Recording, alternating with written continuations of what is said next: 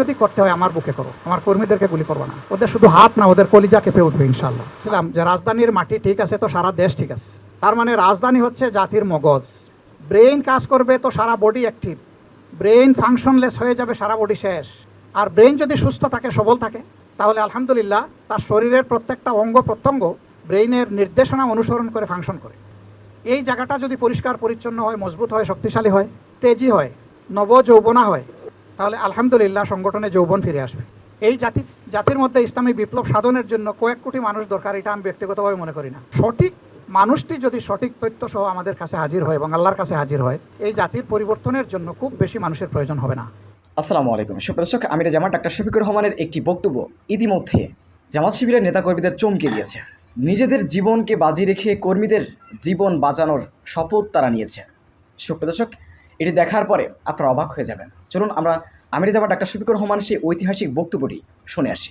আলহামদুলিল্লাহ রাব্বিল আলামিন ওয়াসসালাতু ওয়াসসালামু আলা রাসূলিহিল কারীম ওয়া আলা আলিহি ওয়া সাহবিহি ওয়া আহলি বাইতি আজমাইন, আম্মা বাদ। সম্মানিত ভাইরা, একটা ক্রিটিক্যাল সময়ে এই জাতি পার করছে। আমি একটা প্রশ্নের জবাবে বলেছিলাম যে রাজধানীর মাটি ঠিক আছে তো সারা দেশ ঠিক আছে। তার মানে রাজধানী হচ্ছে জাতির মগজ। ব্রেইন কাজ করবে তো সারা বডি অ্যাক্টিভ। ব্রেইন ফাংশনলেস হয়ে যাবে, সারা বডি শেষ। আর ব্রেইন যদি সুস্থ থাকে, সবল থাকে, তাহলে আলহামদুলিল্লাহ তার শরীরের প্রত্যেকটা অঙ্গ প্রত্যঙ্গ ব্রেইনের নির্দেশনা অনুসরণ করে ফাংশন করে। এই জায়গাটা যদি পরিষ্কার পরিচ্ছন্ন হয়, মজবুত হয়, শক্তিশালী হয়, তেজি হয়, নব যৌবনা হয়, তাহলে আলহামদুলিল্লাহ সংগঠনে যৌবন ফিরে আসবে। এই জাতির মধ্যে ইসলামী বিপ্লব সাধনের জন্য কয়েক কোটি মানুষ দরকার, এটা আমি ব্যক্তিগতভাবে মনে করি না। সঠিক মানুষটি যদি সঠিক তথ্য সহ আমাদের কাছে হাজির হয় এবং আল্লাহর কাছে হাজির হয়, এই জাতির পরিবর্তনের জন্য খুব বেশি মানুষের প্রয়োজন হবে না। ওই সঠিক মানুষটি তৈরি করা হচ্ছে জামাত ইসলামের মূল কাজ। এই মানুষ তৈরির জন্যই আমাদের 4 দফা কর্মসূচি এবং 3 দফা দাওয়াত। আমরা এখানে যারা বসেছি তারা সকলেই শপথের কর্মী। শপথ নেওয়ার আগে আমরা গঠনতন্ত্র বারবার পড়েছি। এখন যদি আমরা সেই মুখস্থটা মগজে ধারণ করি এবং অন্তরে ধারণ করি, তাহলে আজীবন এটা লাইট হিসাবে আমাদেরকে আলোকিত করবে। এটা আমাদের রিচার্জিং ব্যাটারি হিসাবে কাজ করবে। কিন্তু গঠনতন্ত্র যা আপনার কাছে চায় একজন মুমিন হিসাবে, সেই শিক্ষাটা তো আপনার হৃদয়ে থাকতে হবে। আপনি কি জবাব নেবে আল্লাহর মুলাকাতে যাবেন, সেইটা আপনি চিন্তা করেন।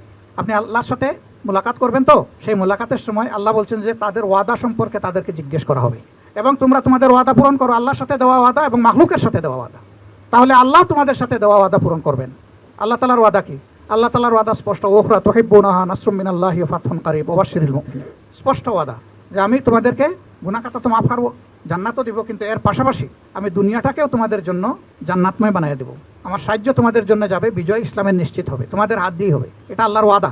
সেই ওয়াদাটা আল্লাহ বাস্তবায়ন তখনই করবেন বান্দারা যখন তাদের ওয়াদা বাস্তবায়ন করবে। প্রিয় ভাইরা, আপনার আমার এই ওয়াদা কোনো মানুষ, কোনো ব্যক্তির কাছে নয়, কোনো আমির সাহেবের কাছে নয়।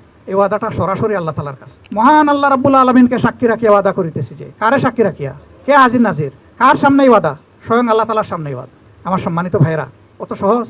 আমি তো ওয়াদা নিয়েছি, শয়তান আমারে ছেড়ে দিবে? আমার সাথে তার যুদ্ধ অনবরত লেগেই আছে। সে আমাকে নিয়ে যাবে আমার পেশায়, নিয়ে যাবে আমার পরিবারে, নিয়ে যাবে আমার বন্ধু মহলে যেখানে দিনের সাথে কোনো সম্পর্ক নেই, নিয়ে যাবে আমাকে অযথা কাজ এবং কর্মে। আর আমাকে কুস্তি করতে হবে তাকে পরাজিত করার জন্য। সেই কুস্তিতে যদি আল্লাহ আমাকে সাহায্য করেন, তাইলেই আমি বিজয়ী হতে পারবো। আর আল্লাহ তাআলার সাহায্য তখনই আসবে যখন আমি ইখলাসের সাথে আল্লাহর সাহায্য চাইব। এমন কোনো বান্দা আছে আল্লাহর সাহায্য ছাড়া চোখের পাতা বন্ধ করতে পারবে? বন্ধ পাতা খুলতে পারবে? একটা পদক্ষেপ সামনে দিতে পারবে? কোনো জিনিস হাতে তুলে নিতে পারবে? চোখ দিয়ে এক পলক কোনো দিকে তাকাতে পারবে? আল্লাহর সাহায্য ছাড়া কারো কোনো ক্ষমতা আছে? নাই।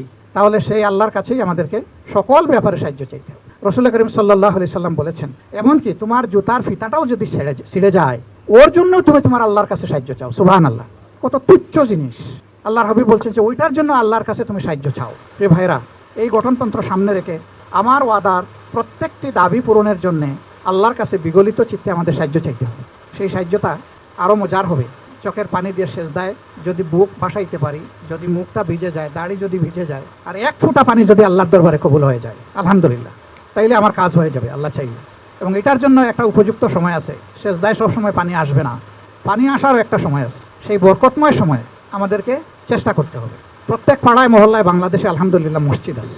মসজিদে ফজরের নামাজে যে ব্যক্তিটি প্রশান্তির সাথে সামিল হয়, আশা করা যায় যে এই ব্যক্তিটি এই দিনটা হবে নামাজের সাথে সম্পৃক্ত। নামাজ তার থেকে হারিয়ে যাবে না। কিন্তু ফজরের নামাজে যে ব্যক্তিটি হাজিরা দিবেন না, ওই ব্যক্তিকে ধরে নিতে হবে যে তিনি গাফিলতির মধ্যে ডুবে আছেন, যেটা আল্লাহ অপছন্দ করেন। নামাজ হচ্ছে দিনের ফাউন্ডেশন, আর ফজরের নামাজ হচ্ছে নামাজের ফাউন্ডেশন। ফাউন্ডেশন ছাড়া যেমন ইমারত দাঁড়াবে না, টিকে থাকবে না, ঠিক ফজরের এই বারাকা ছাড়া সারাদিনের বারাকাও আপনি পাবেন না। ফজরের নামাজে যে লোকটা প্রশান্তির সাথে আসবেন তিনি একটু চেষ্টা করলে শেষ রাত্রের মজাটা তুলে নিতে পারবেন, কিন্তু এইখানে যিনি হুড়াতাড়া করে এসে হাজির হবেন তার পক্ষে ওই শেষ রাতের মজা তুলে নেওয়া সহজ নয়। এই পর্যায়ের দায়িত্বশীলরা যখন ওই রকম আল্লাহমুখী হবেন, মসজিদমুখী হবেন, তখন ছায়া যেমন তার গাছকে অনুসরণ করে, মুক্তদিরা যেমন তার ইমামের ইক্তেদা করে, আপনার গোটা কর্মী বাহিনী আপনাদের অনুসরণ করবে ইনশাআল্লাহ। কিন্তু আপনাকে যখন ফজরের জামাতে পাওয়া যাবে না, তখন আপনার কর্মীর উপর তার উল্টা আসর পড়বে, রুহানি আসর পড়বে না।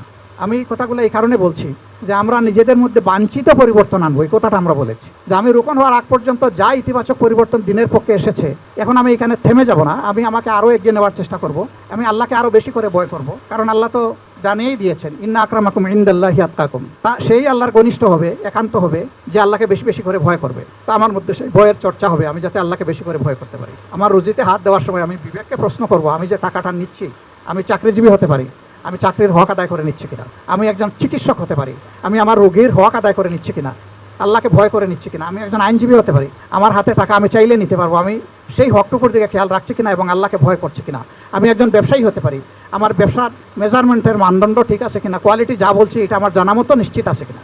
এই বিষয়গুলো কয়েকটা মাত্র উদাহরণ দিলাম। এই বিষয়গুলো সামনে রেখে যারা নিজেদের দায়িত্ব পালন করবেন, আল্লাহ তাদেরকে তাকওয়ার দিকে সাহায্য করবেন এবং তার আসর অবশ্যই সংগঠনে নয়, শুধু সমাজেও পড়বে। আপনার এই আমলি দাওয়াতের কারণে বহু লোকের জীবন বদলে যাবে।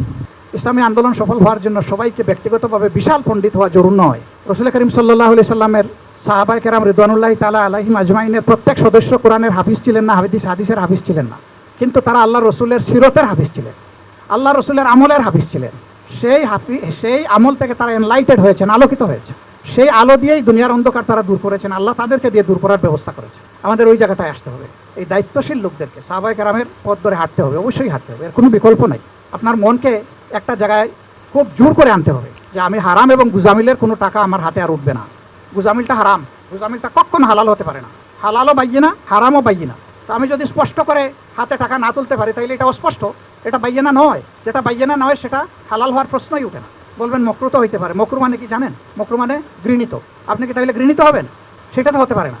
সম্মানিত ভাইয়েরা, আল্লাহ সবাইকে কোয়ালিটির একই নিয়ামত দান করেন নাই। শারীরিক বলেন, মানসিক বলেন, একাডেমিক বলেন, প্রশাসনিক বলেন, যোগ্যতা সবার সমান হয় না। এই জন্য যোগ্যতার বিচারেও সেখানেও সংগঠন নরম হৃদয় দিয়ে বিষয়গুলোকে বিবেচনায় নেয়। সংগঠন শুধু ইনসাফ নয়, এহসানও করার পক্ষে ক্ষেত্র বিশেষে। এই সবগুলা নিয়েই হবে একটা মানবিক সংগঠন। যান্ত্রিকতার ভিতর দিয়ে একটা ইসলামী আন্দোলন এগুতেও পারবে না, গড়ে উঠতে পারবে না। মানবিকতার ভিতর দিয়ে আমাদেরকে এগুতে হবে। মানবিকতা ছিল বলেই মক্কা থেকে হিজরতকারী মুহাজিররা আনসার ভাইদের বুকের বিছানায় জায়গা পেয়েছিলেন। এটা কোনো আইনের বাধ্যবাধকতা ছিল না, এটা ছিল মানবিকতার বাধ্যবাধক। আলহামদুলিল্লাহ, এই ত্যাগী আর ওই দিকের ত্যাগী, হৃদয়বান, এই দুই শক্তি যখন এক হয়ে গেল সোনায় সোহাগা, আল্লাহ তাআলা তার রহমত ফেলে দিলেন তাদের উপর এবং অকল্পনীয়ভাবে স্বল্পতম সময়ের ভিতরে বিশ্বে একটা উলটপালট হয়ে গেল। গোটা বিশ্ব এই চ্যালেঞ্জ গ্রহণ করতে ব্যর্থ হলো অল্প সময়ের ভিতরে। আল্লাহ তাআলা সেইটাই করেন, সেইটাই পারেন আল্লাহ তাআলা। এখন শুধু আমাদেরকে পারতে হবে, আমাদেরকে করতে হবে আমাদের কাজটা। আমরা যখন পারবো আর করবো তখন আল্লাহর পক্ষ থেকে আমাদের প্রতি আসবে। এই ভাইদের দায়িত্ব হলো যার উপর যে বিভাগটা আছে তিনি সেই বিভাগের হক আদায় করবেন। এটা মিটিং বলেন, রিপোর্ট বলেন, সকল কাজের ক্ষেত্রে আমাদেরকে ভারসাম্য রক্ষা করে চলতে যদি আমরা পারি, এর মাঝেই আল্লাহ তাআলার বারাকা আসবে ইনশাআল্লাহ। কারণ আল্লাহ তাআলা মুমিনদের জন্য ভারসাম্যহীন জীবন চান না। আজকেও পড়েছি এই হাদিসটা। জনৈক সাহাবী তিনি বলতেছেন যে আমি একবার আবু বকর সিদ্দিক রাদিয়াল্লাহু তাআলা আনহুর দরবারে হাজিরা দিলাম। হাজিরা দিয়ে আমি বললাম যে হে আবু বকর, আমি তো বিপদে পড়ে গেছি, আমি মুনাফিক হয়ে গেছি। কি বলছো তুমি মুনাফিক হয়ে গেছো? কি বলো এগুলো? বলে হ্যাঁ, আমি মুনাফিক হয়ে গেছি। বলে কেন তুমি এটা বলছো? বলে আমি যখন রাসূল করিম সাল্লাল্লাহু আলাইহি সাল্লামের কাছে থাকি, তার কাছ থেকে যখন আমি জান্নাত এবং জাহান্নামের কথা শুনি, তখন আমার ঈমান থাকে মজবুত এবং চাঙ্গা। আমি যখন তার কাছ থেকে চলে যাই, পরিবারে হোক, সমাজে হোক, আমার পেশায় হোক, তখন আমি দেখি সেই শক্তি আর আমি খুঁজে পাই না। তো যে ব্যক্তি আল্লাহ রসুলের কাছে থাকলে মজবুত থাকে, সরে গেলে সে দুর্বল হয়ে যায়, সে মুনাফিক নয় তো কি? হযরত আবু বকর সিদ্দিক রাদিয়াল্লাহু তাআলা আনহু বললেন, ভাই আমারও তো অবস্থা এরকমই, তোমার চেয়ে ব্যতিক্রম নয়, আমি তোমার এটার জবাব দিতে পারবো না, চলো দুইজনে মিলে আল্লাহ রসুলের কাছে যাই।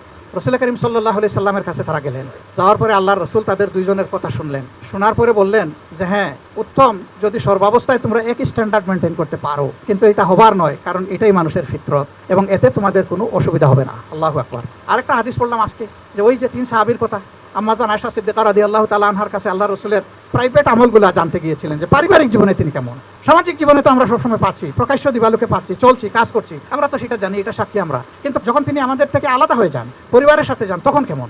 মা তখন বলেছিলেন, কেন আপনারা আল্লাহর কিতাব পড়েন নাই? বলে হ্যাঁ পড়েছি। পুরোটা? বলে হ্যাঁ পুরোটা। বলে পুরোটাই আল্লাহ রসুলের আমল। সুবহানাল্লাহ। তারা ফিরে যাচ্ছেন। একজন বললেন আল্লাহ রসুলের আগের পরে সব গুনাহ মাফ করে দিয়েছেন আল্লাহ তাআলা, তার সাথে কি আমাদের তুলনা হয়? আমি ভাই এখন থেকে আর ওই স্ত্রী সহবাস বিয়ার সাথে এগুলাতে আমি নাই। এখন আমি দিনে রোজা রাখবো, আর রাতে আমি দাঁড়ায় দাঁড়ায় আল্লাহর সামনে রুকু সেজদা কিয়াম কেরাত যা আছে এগুলো করবো। এর মাঝে একজন বললেন যে না, আমি এখন থেকে শুধু কোনো রোজাই আর ছাড়বো না, টানা আমি চালিয়ে যাবো। আরেকজন বললেন যে আমি রাতে আর ঘুমাবো না, সারা রাত আমি এইভাবে দাঁড়িয়ে দাঁড়িয়ে আল্লাহর সামনে আমি আদায় করবো। আম্মাজানের কানে এগুলো এসেছে। রাসূল করিম সাল্লাল্লাহু আলাইহি ওয়াসাল্লাম আসার পরে তিনি এই কথাগুলো তাকে জানালেন যে সাহাবীরা এরকম বললে কি এটা বাড়াবাড়ি হবে? তিনি তাদেরকে ডাকলেন, তাকে বললেন যে এই কথাগুলো তোমরা কি বলেছো? বলে হ্যাঁ আমরা বলেছি। রাসূলের সাহাবীরা তো আর মিথ্যা বলবেন না যে আমরা বলেছি। তখন তিনি বললেন যে দেখো, আমি তোমাদের সবার চাইতে আল্লাহকে বেশি ভয় করি। আমি রোজা রাখি এবং ভাঙি, আমি রাতে ঘুমাই এবং ইবাদত করি, এবং আমার স্ত্রীগণ রয়েছে। সুতরাং আমাকে অ্যাকসেপ্ট করার চেষ্টা করবা না, এটা জীবনেও পারবা না। আমার ইত্তেবা করো, আমার অনুসরণ করো, এটাই হচ্ছে হাসান তরিকা, এর বাইরে কোনো হাসান তরিকা নাই। সম্মানিত ভাইরা, কি চমৎকার ভারসাম্যপূর্ণ সবকিছুতে আল্লাহ তাআলা এরকম ভারসাম্য মেনটেন করে দিয়েছেন। দেখেন শরীরের প্রত্যেকটা অঙ্গ দুটা দুটা করে আল্লাহ পয়দা করে। হয়তো এর আগে খেয়াল করেন নাই, চোখ দুইটা, নাকের দুই ছিদ্র, ব্রেইনের দুই লোব, মানে ব্রেইন থেকে শুরু করে মাথা থেকে শুরু করে পায়ের পাতা পর্যন্ত, পা পর্যন্ত দেখবেন সবগুলা দুইটা দুইটা জোড়ায় জোড়ায় আল্লাহ পয়দা করেছেন। কেন? ওই জোড়া হলেই ভারসাম্য হয়, সকল ক্ষেত্রের ভারসাম্য। ইদানিং কেউ কেউ বলেন যে আল্লাহ দুইটা করে অঙ্গ দিয়েছেন, যে কোনো কোনো অঙ্গ প্রয়োজনে যাতে একটা দিয়ে নিজেরটা চলে, আরেকটা দিয়ে অন্যকে সাহায্য করা যায়। আমি বিতর্কে যাচ্ছি না, কিন্তু আল্লাহ তাআলা সকল ক্ষেত্রে নিজে ভারসাম্যের ফিতরত দিয়ে মানব জাতিকে এবং তার সৃষ্টিকে পয়দা করেছে। সেই ভারসাম্যে কোনো ধরনের তারতম্য ঘটলেই দুনিয়ায় বিপর্যয় অনিবার্য। এটা পারিবারিক জীবনে হোক আর এটা রাষ্ট্রীয় জীবনে হোক। তো এই ক্ষেত্রে আমাদেরকে ভারসাম্যপূর্ণ জীবনের দিকে ফিরে আসতে হবে। এর অর্থ এটা নয় যে এখন থেকে আমরা ওই রোপণ হওয়ার জন্য 90 ঘন্টা সময় দিতে হবে, কাটায় কাটায় মাফিয়া, যেহেতু সংগঠন এটা ঠিক করছে যে এটাই ভারসাম্য, এর উপরে আমরা উঠবো না। এর অর্থ এটা নয় রে ভাই। সবার ভারসাম্য সমান নয়, সবার ক্যাপাসিটি সমান নয়, সবার সুযোগও সমান নয়। আপনাকে আল্লাহ তার দেওয়া ক্যাপাসিটি অনুযায়ী এবং সুযোগ অনুযায়ী আপনার কাছ থেকে আল্লাহর পাওনা আল্লাহ আদায় করবে, আপনাকে সেইভাবেই দিতে হবে। কেউ যদি 90 না দিতে পারে, তাহলে আল্লাহ তাকে জোর করে বলবেন না যে তুমি কেন এটা পারলা না। আল্লাহ তাআলা সবচেয়ে বড় মহসিন এবং মুনসিফ, তিনি ইনসাফও করেন আবার ইহসানও করেন তার বান্দাদের উপর। কিন্তু আল্লাহ একটা জিনিস পরিষ্কার জানিয়ে দিয়েছেন যে আমি কারো উপরে জুলুম করবো না, এটা নিশ্চিত। কারো ব্যাপারে আল্লাহ ইনসাফ করেন, আর কারো ব্যাপারে আল্লাহ তাআলা ইহসান করেন। আরো বেশি যারে মায়া লাগে আল্লাহ তাআলা।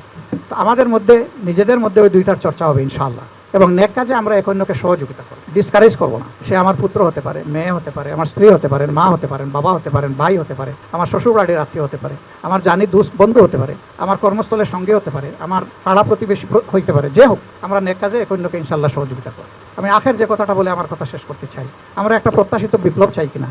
তো বিপ্লবকে গনে গনে সময় দিয়ে হবে, গনে গনে কাজ করে হবে। বিপ্লবের জন্য কি লাগবে? বিপ্লবের জন্য বিপ্লবী লাগবে। বিপ্লবীরা কিছু কিছু ক্ষেত্রে সূত্র মানে না, যেটা মানে না ওইটা শরিয়া সীমার ভিতরেই থাকে, ওই পর্যন্ত না মানার এখতিয়ার দেওয়া হয়েছে। হযরত হানজালা রাদিয়াল্লাহু তাআলা আনহুকে আল্লাহর রাসূল উহুদ যুদ্ধে যাওয়ার সময় তো মদিনার একজন মুহাফিজের কাতারে রেখে গিয়েছিলেন, কিন্তু তিনি যখন শুনলেন যে আল্লাহর রাসূল শহীদ হয়ে গেছেন, তখন মদিনা তাকে ধরে রাখতে পারেনি। তখন তিনি কিন্তু উহুদের ময়দানে চলে গেছেন এবং শহীদ হয়ে গেছেন, এবং এমন মর্যাদার শাহাদত আল্লাহ তাকে দান করলেন। এরপরে কারো নসিবে এটা জুটবে কিনা এটা আল্লাহই ভালো জানেন। মানুষের গোসল হয় দুনিয়ায় মরার পরে, শহীদদের গোসল দিতে হয় না। তার একটা বিশেষ কারণ ছিল, গোসল প্রয়োজন ছিল। তার গোসল তার দুনিয়ার মাটির উপরে হয় নাই, আল্লাহ তাআলার গায়েবী নিজামে ফেরেশতাদের দ্বারা আল্লাহ এটা দিয়েছেন। সুবহানাল্লাহ। এই কিসমত আর কারো জুটবে কিনা আল্লাহই ভালো জানেন। তো আল্লাহ রাসূল তো ওসিয়ত করে তারে সুযোগ দিয়ে দিয়েছিলেন, তুমি মদিনায় থাকো। বলেন তো নাই যে যুদ্ধের পরাজয়ের কথা শুনলে তুমি চলে যাও। তিনি তো ইচ্ছা করলে থাকতেই পারতেন, কিন্তু না, তিনি জান্নাতের যে ঘ্রাণ পাচ্ছিলেন, তিনি থাকবেন কিভাবে?